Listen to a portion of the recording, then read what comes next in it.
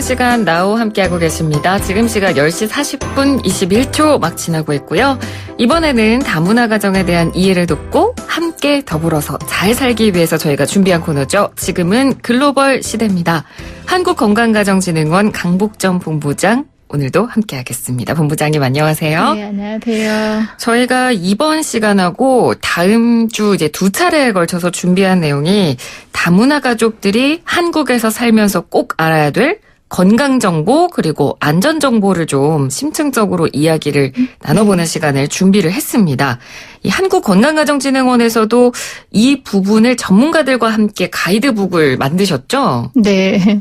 먼저 한국생활 가이드북을 말씀드려야 될 것 같은데요. 네. 한국생활 가이드북은 다문화 가족과 외국인이 한국 생활에 잘 적응하기 위해서 필요한 이제 종합 안내서 역할을 하고 있는 책입니다. 네. 여성가족부를 주관으로 해서 교육부, 법무부, 행정안전부, 보건복지부, 고용노동부, 국토교통부 그리고 경찰청이 함께 이제 제작을 하는데요.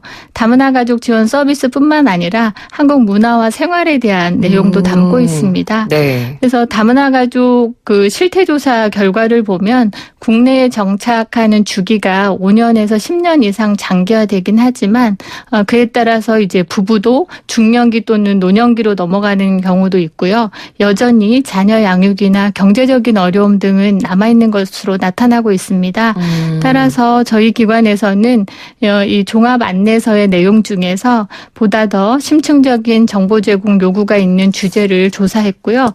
17년에는 예비 부모나 예비 학부모 그리고 진학 진로 지도 등에 필요한 자녀 양육과 교육편을 제작하였고요. 18년에는 이제 오늘과 다음 주 소개할 건강과 의료 그리고 안전에 대한 내용을 이제 담았습니다. 네. 그리고 올해에는 취업 및 사회보장에 대한 심층 정보 책자를 제작할 예정입니다. 네. 그런데 이런 의문도 드는 분들이 계실 것 같아요. 뭐 기존에 있는 자료를 참고하면 되지 네. 않을까? 왜 네. 굳이 다문화 가정을 위한 심층 정보가 별도로 필요한가? 네. 이런 부분에 대한 의문점에 대해서는 어떻게 설명해 주실 수 있을까요? 네. 아마 뭐 청취자분들도 그렇고 저희 기관에서도 이제 이런 다문화 사업을 굉장히 오래 했는데도요.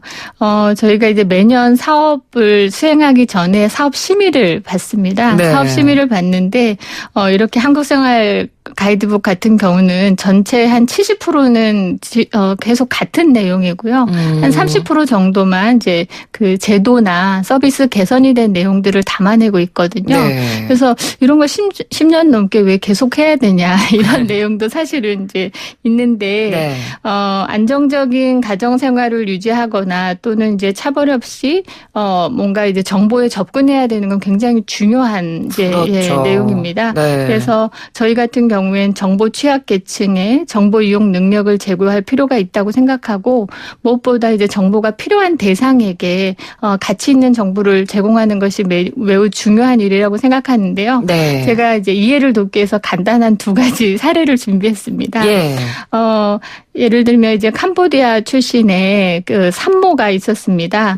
그런데 이제 아이를 출산한 후에 간호사가 모유 수유라든지 자녀 양육에 대한 이런 부분을 이제 설명을 했는데 언어가 소통되지 않기 때문에 전혀 이해를 못한 경우가 있었거든요. 그렇죠. 그러면 이제 다문화 가족 지원 센터에 같은 나라 출신의 통번역 상담사라든가 이런 분들이 가셔서 일단은 이제 상담을 해주는데 상담은 한 번으로 끝나잖아요. 근데 이런 주제별 심층 정보라든가 저희가 다누리 포털이나 이런 곳에서도 계속해서 이 자료를 볼 수 있는데 그 자료를 보면서 한국인 남편과 그다음에 캄보디아 출신의 산모가 같이 다 한국어와 캄보디아 언어로 그거를 이제 보면서 또 도움을 받는 그런 경우도 있었고요. 네. 또 하나는 이제 아이를 키울 때 가장 어려운 게 아플 때 중에 고열입니다. 갑자기 열이 올랐다가 내렸다가 이럴 때 어릴 땐 특히나 더 그렇죠. 그러면은 일단은 이제 보통 옷을 벗기거나 아니면 옷을 입히거나 이런 걸 가지고 부부 싸움 굉장히 많이 네, 나거든요. 맞아요. 그래서 아빠는 애가 손발이 막 찬데 열은 오르고 그러면 옷을 입혀야 된다고 하고 엄마는 벗겨야 된다고 하는데 이제 그럴 때에 저희가 이제 13개 언어로 이 책을 만드는 경우는 이유는 한국어로도 정보를 제공하고 그다음에 그 나라 언어로도 해서 이제 다 본인들이 경험한 문화 속에서 자녀를 양육하기도 하지만 정확한 정보를 주는 게 중요합니다. 그렇죠. 예, 그래서 그런 용도로도 굉장히 활용이 되고 저희 그 다누리 상담 저번에 이제 콜센터에서도 나왔지만 상담에서도 이런 자료들을 많이 활용을 하고 있습니다. 그러니까 말씀해주신 대로 그 심층 정보가 왜 필요한지를 사례를 들어서 얘기를 해주시니까 네. 더 이해하기가 쉬운 것 같고요. 그래서 오늘은 저희가 이제 건강, 의료 보건 부분 이쪽 부분에 대한 심층 정보를 저희가 알려드릴 겁니다. 그리고 또 연령대별로 알아둬야 할 것들이 좀 차이가 있죠. 네, 영유아기나 아동기, 청소년기, 그리고 장년기, 노년기에 따라서 유의해야 될 정보가 다릅니다. 네. 그리고 이런 발달 특성에 따라서 건강 증진을 위해서 고려해야 될 사항이 다르기 때문에 이번에 건강의료 편에서는 저희가 그런 내용들을 이제 주제별로 잘 담아서 자료를 제작했습니다. 네. 그러면요, 저희가 좀 자세한 내용을 더 알아보기 위해서 직접 집필을 맡으신 분을 전화 연결을 해보도록 하겠습니다. 대전대학교의 간호학과 김태임 교수님 전화로 연결해서 좀 더 자세하게 이야기를 나눠보도록 하겠습니다. 교수님 나와 계신가요? 네, 안녕하세요. 네, 대전대 간호학과 김태임입니다. 예, 교수님 안녕하세요. 네네. 아무래도 교수님께서 간호학과에 계시기 때문에 건강 정보를 다루는 일을 계속해서 해 오셨을 텐데요. 이 다문화 가정을 위한 건강 심층 자료를 집필을 하면서 일반 국민들을 대상으로 하는 자료 제작과는 좀 어떤 차이를 두고 집필을 하셨는지 궁금합니다. 네, 건강과 관련된 자료인 만큼 다문화 가족이 이해하기 쉬운 용어를 사용하려고 노력을 했고요. 또 그림 자료를 많이 삽입해서 글씨를 제대로 몰라도 쉽게 이해할 수 있게 그러한 노력을 더 많이 기울였습니다. 예, 이 다문화 가정에서 한국 병원을 이용할 때 물론 네. 의사소통이 가장 큰 어려움일 것 같긴 한데요. 가장 어려워하는 부분이 어떤 부분인가요? 우선 병원을 방문할 수 있는 다문화 가정이 그렇게 많지는 않다는 점 하고요. 병원이나 보건소를 이용할 때 의사소통의 어려움이 가장 큰 것 같습니다. 네. 예, 국내 거주 기간이 짧거나 또는 외국인 등록증을 발급받지 못한 다문화 가족들의 경우에는요. 비용 부담으로 인해서 몸이 아파도 의료기관을 방문하지 못하는 경우가 많고요. 예. 또 병원 접근성이 낮은 지역에 거주하는 경우에는 혼자서 이동을 못하기 때문에 많은 어려움을 겪고 있습니다. 네네. 예, 병원 이용할 때 가장 어려운 부분이 아까 의사소통의 어려움이라고 말씀드렸는데요. 네. 병원에 가서 아픈 상황을 충분히 표현하지도 못하고 또 의료인이 사용하는 용어 역시 생소한 용어들이 많기 때문에 그렇죠. 더 어려움이 많은 것 같아요. 네. 저도 교환교수로 미국에 갔을 때 치과병원을 방문한 적이 있었는데 치과 의사가 치과 용어도 참 잘 모르는 부분이 많더라고요. 그렇죠. 그런데 잘 아는 한국인 목사님에게 그 치아 상태와 치료 방향을 설명해줘서 도움을 받았던 적이 있었어요. 네. 최근에는 그 다문화 가족을 위해서 통역 서비스를 해주는 병원들이 늘고 있는데 이러한 어려움은 이런 것으로 인해서 점차 좀 해소될 전망이라고 생각합니다. 예. 네. 이 주제별로 좀 심층 정보를 살펴보면 건강의료 부분에서 이제 3가지 섹션으로 나눠서요. 일단 네. 영유아기 그 아이들의 건강관리 문제부터 저희가 좀 살펴볼 텐데 저도 지금 아이를 키우고 있어서 너무 공감을 하거든요. 그러니까 뭐 아이를 낳으면 아까 본부장님께서도 말씀해 주셨지만 고열이 갑자기 났을 때 당황스러움이라든지 뭐 그렇죠. 아이가 어릴수록 응급실에 가야 되는 경우도 많이 생기고 뭐 네. 예방주사나 뭐 각종 아이 건강을 챙겨야 될 것들이 생각보다 너무 많거든요. 그래서 네. 한국인인 저도 모르는 게 많은데 한국에 처음 온 외국인이 한국에 살면서 아이를 낳고 기르면서 그런 갑작스러운 상황에 부닥치게 되면 훨씬 더 좀 어렵고 두려울 것 같다는 생각이 좀 들어요. 네. 네. 그런 문제가 그 건강가정 지원센터를 통해서 그동안 언어나 사회생활 적응 같은 거는 상당히 많은 지원이 이루어졌거든요. 네. 근데 아직도 그 건강과 관련된 영역은 안타까운 부분이 많은 실정이에요. 그 실제 그 결혼 이주 여성 같은 경우에는 임신이나 출산, 자녀 양육 이 시기가 의료 의존도가 굉장히 높은 시기이거든요. 그렇죠. 근데 제대로 혜택을 받지 못한 사례가 많고요. 또 정보는 많은데 이들이 직접 활용하고 접근성이 높은 정보들이 그렇게 많지 않아서 어려움을 겪고 있습니다. 네. 제가 주변에서 보면은 친구들을 통해서 건강 정보를 많이 얻더라고요. 근데 그렇죠. 이런 것이 부정확해서 피해를 당하는 다문화 가족도 많았고요. 또 이들의 요구에 맞는 맞춤형 정보를 정확히 제공해 줄 수 있는 책자나 동영상 이런 것들이 굉장히 중요한데 아직은 미비한 실정입니다. 특히 그 자녀 출산이나 양육은 문화적 영향을 많이 받는 영역이잖아요. 네, 그렇죠. 그래서 다문화 가정 여성의 경우에는 모국과 한국의 양육 문화의 차이로 인해서 많은 혼란 속에서 자녀를 키우는 것 같고요.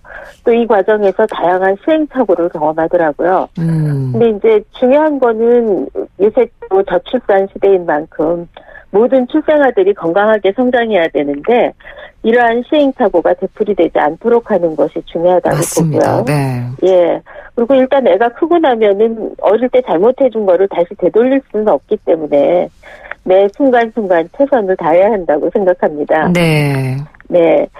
처음 그 자녀를 분만한 결혼 이주 여성의 경우는 언어도 서툴고 또 정보나 의료기관 접근성도 떨어지는 시기이고 또 예방접종 시기를 몰라가지고 굉장히 고생하는 경우도 많이 볼 수 있었어요. 네. 근데 특히 예방접종 같은 경우는 모두가 다 접종을 해야지 국민 건강을 보장할 수 있는 필요 조건이잖아요. 네네. 그래서 이런 부분에 대해서는 보건소나 병원의 그 보다 적극적인 노력도 필요하다고 보고요. 네. 그리고요, 교수님. 네. 그 지금 저희가 영유아기를 좀 길게 얘기를 했는데 아이들이 이제 또 네네. 성장하는 부분도 중요할 것 같아요. 그 뭐 유치원 네네. 들어가고 초중 고등학생까지 아이들이 계속 성장하잖아요. 네네. 그 성장기에 있는 아이들을 위한 건강 정보도 제공이 되고 있나요? 어떻습니까? 네, 이번에는 그 전 생애를 일단 다 포함을 시켰습니다. 분량이 적어서 좀 어려움이 있었지만요. 네. 특히 그 초중고 애들이 한참 자라나는 그런 시기에는 건강한 생활 습관이 확립되는 시기로서 중요하고요. 또 외부 활동이 증가하는 시기라서 감염에 노출되는 기회도 증가하고 있습니다. 그렇죠. 또 근육이나 골격이 또 발달하는 시기이기 때문에 그 올바른 자세 유지를 하지 못하면 요새 척추 측만증 같은 경우도 굉장히 발생률이 높거든요. 네. 그리고 또 청소년 같은 경우는 2차 섬증이 발현되는 시기가 요새 앞당겨지고 있어서 사전 지도와 예방이 굉장히 중요해서요. 이들 스스로 자기 몸에 대해서 바로 알고 또 올바른 관리 방법을 실천해서 건강한 노후를 맞이할 수 있도록 안내해 주는 것이 필요해서 이번에 투자에 삽입을 했고요. 네. 또 특히 또 생식기 건강 같은 경우에는 노년기에 비뇨기 건강하고 삶의 질에도 밀접한 관련이 있어서 매우 중요하다고 보고 있고요. 네, 그리고 성인들은 어떻습니까? 성인들은 아무래도 건강검진 부분이 가장 중요하잖아요. 그렇죠. 성인이 일단 되면은 이제 성장이 끝났고 신체적 노화가 시작되는 시기거든요. 그래서 정기 검진을 통해서 이상 여부를 확인하는 거는 만성질환 예방 또 만성질환 치료로 인한 의료비 낭비를 줄인다는 차원에서도 중요하다고 봅니다. 네. 근데 이제 직장을 다니거나 도시 지역에 거주하는 다문화 가족은 그 혜택을 좀 받는 반면에 의료 접근성이 떨어지는 지역에 있는 다문화 가족들이 제대로 검진을 못 받고 있는 실정이에요. 제가 이제 그 다문화 여성들한테 자궁 경부암 예방 교실 같은 것을 운영을 했었는데 이때도 이들이 이런 정보에 또 기회에 굉장히 취약하다는 거를 느낄 수가 있었거든요. 네네. 또 특히 이제 다문화 가족이 많아지고 있다는 거는 이들이 국민 건강에 기여하는 바가 크다는 것도 반영이 되기 때문에요. 네. 다문화 가족의 그 질병 예방이나 건강 유지 증진을 위해서 국내에 입국하는 순간부터 이들의 건강을 모니터링할 수 있는 제도적 정비 또한 필요하다고 생각합니다. 예, 알겠습니다. 네. 교수님 오늘 말씀은 여기까지 듣도록 하겠습니다. 말씀 주셔서 감사합니다. 네, 감사합니다. 네, 지금까지 대전대학교 간호학과 김태임 교수와 함께 이야기를 나눠봤고요. 본부장이 그럼 마지막으로요, 좀 네. 짧게 네. 저희가 오늘 소개해드린 이 한국생활 가이드북 어떻게 하면 다문화 가정에서 좀 많이 볼 수 있을까요? 일단 저희가 그 다문화 가족센터나 건강가정지원센터에 13개 언어 한 세트를 이제 그 인쇄본으로 배포해서 누구든지 이제 활용할 수 있도록 되어 있고요. 다누리 포털이나 다누리 앱을 통해서 PDF 형태의 자료가 이제 제공이 되고 있어서 파일로 다운받아서 보실 수 있습니다. 아, 네네. 13개 언어로 되어 있고요. 다누리 한국어 사이트에서는 정보 더하기나 정보 더하기 2를 검색하면 찾을 수 있고 다른 언어 사이트에서는 다문화 소식 자료실에서 찾아볼 수 있습니다. 네. 도움이 필요하신 분들은 이렇게 자료를 찾아보실 수 있다고 하니까 다누리나 다누리 앱에서 관련 자료들 검색해 보시면 다문화 가정에 도움이 많이 될 것 같습니다. 본부장님 오늘 말씀 여기까지 들어야겠습니다. 오늘 말씀 잘 들었습니다. 고맙습니다. 네, 감사합니다. 네, 지금까지 한국건강가정진흥원의 강복정 본부장과 함께했습니다.